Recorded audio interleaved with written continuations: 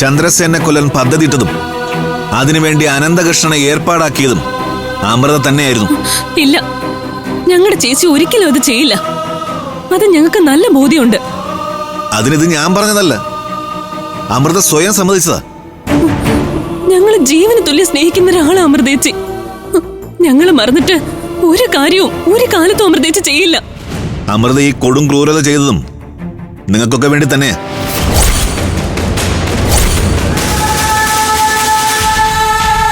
ഏതൊരു ക്രൈമിനും പിന്നിൽ ഒരു മോട്ടീവ് ഉണ്ടാവും.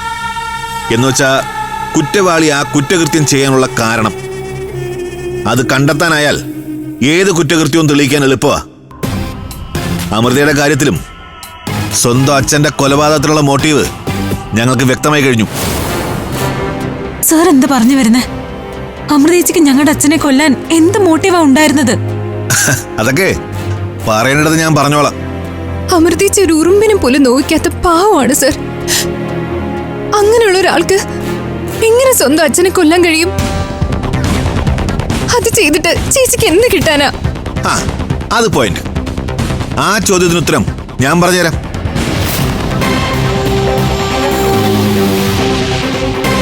ആരാധ്യയുടെ പോലീസ് ജോലി ചന്ദ്രസേനൻ നഷ്ടപ്പെടുത്തിയുള്ള ദേഷ്യമാണ് പ്രധാനമായും പ്രതിയെ കൊണ്ട് ഇത് ചെയ്യിച്ചത്.